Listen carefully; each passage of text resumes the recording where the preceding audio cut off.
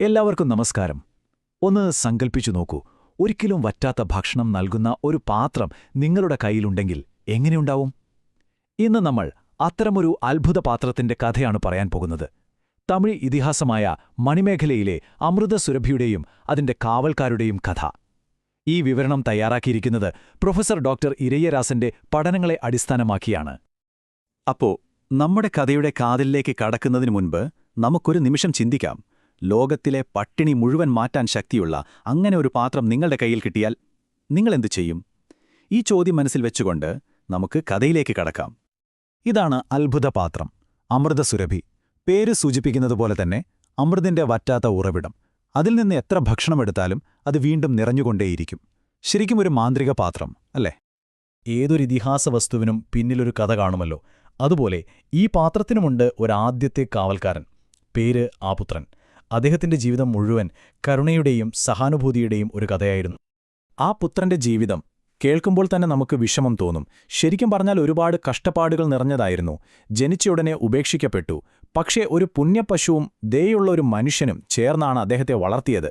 ഒരുപക്ഷെ ഈ അനുഭവങ്ങളാവാം മറ്റുള്ളവരുടെ വിശപ്പും വേദനയും ഇത്രയധികം മനസ്സിലാക്കാൻ അദ്ദേഹത്തെ പഠിപ്പിച്ചത്. ഒടുവിൽ ഇതെല്ലാം അദ്ദേഹത്തെ തന്റെ വിധിയിലേക്ക്, ആ അത്ഭുത പാത്രത്തിലേക്ക് തന്നെ കൊണ്ടെത്തിച്ചു. അപ്പോ ഈ അത്ഭുതപാത്രം കിട്ടിയപ്പോൾ ആ പുത്രൻ എന്തു ചെയ്തു? അതുവെച്ച് പണമോ പ്രശസ്തിയോ നേടാൻ ശ്രമിച്ചില്ല. ഇല്ല, അദ്ദേഹത്തിന് അതൊരായുധമായിരുന്നില്ല, മറിച്ച് ഒരു സേവനത്തിനുള്ള ഉപകരണമായിരുന്നു. ഒരൊറ്റ ലക്ഷ്യമേ ഉണ്ടായിരുന്നുള്ളൂ: ഈ ലോകത്ത് ആരും വിശന്നിരിക്കരുത്. പക്ഷേ കഥ ഇവിടെ വല്ലാത്തൊരു ട്വിസ്റ്റ് എടുക്കുകയാണ്.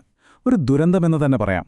നിങ്ങൾ എപ്പോഴെങ്കിലും ചിന്തിച്ചിട്ടുണ്ടോ, നമ്മൾ കൊടുക്കുന്ന സഹായം തന്നെ നമുക്കൊരു ഭാരമായി മാറുന്നൊരവസ്ഥയെപ്പറ്റി? ഇവിടെയാണ് കഥയുടെ യഥാർത്ഥ സംഘർഷം തുടങ്ങുന്നത്. ഒന്ന് ആലോചിച്ചു നോക്കൂ.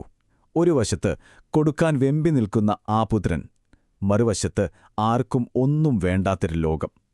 കാരണം ആ പുത്രന്റെ പുണ്യത്തിൽ അസൂയ തോന്നിയ ഇന്ദ്രദേവൻ നാട്ടിൽ എല്ലായിടത്തും സമൃദ്ധി നിറച്ചു.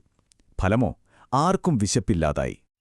ഇതിനെ ഒരു ദുരന്തവൈരുദ്ധ്യം എന്നല്ലാതെ എന്തു പറയാൻ?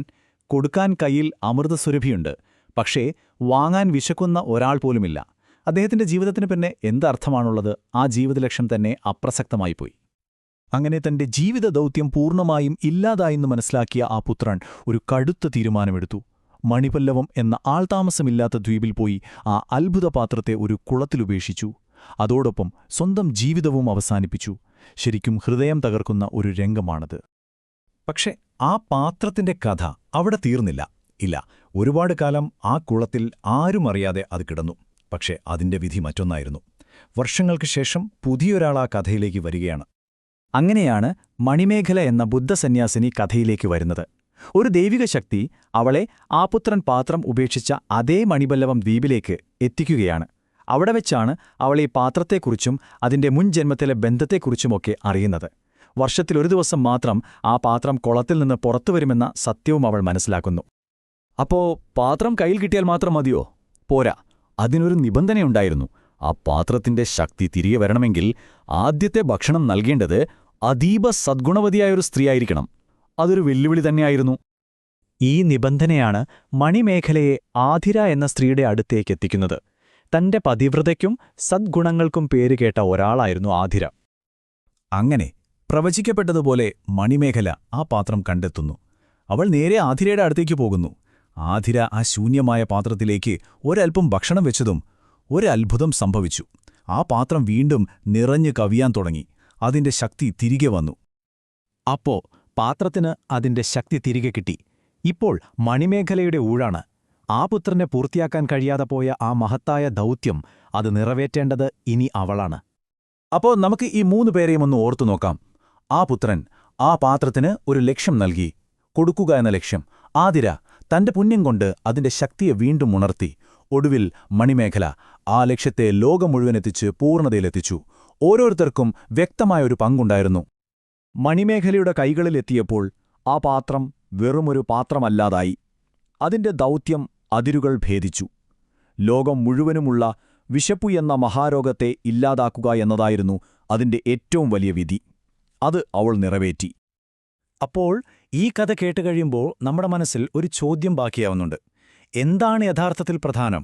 കൊടുക്കാനുള്ളൊരു ഉപാധി കയ്യിലുണ്ടാവുന്നതാണോ, അതോ സേവിക്കാനൊരവസരം ലഭിക്കുന്നതാണോ? ആപുത്രന്റെ ദുരന്തവും മണിമേഖലയുടെ വിജയവും നമ്മളെ ഈ ചോദ്യത്തിനു മുന്നിൽ കൊണ്ടെത്തിക്കുന്നു. നമ്മളിന്ന് ചർച്ച ചെയ്ത ഈ വിവരണം പ്രൊഫസർ ഡോക്ടർ ഇരയരാസന്റെ പഠനങ്ങളെ ആധാരമാക്കിയുള്ളതാണ്.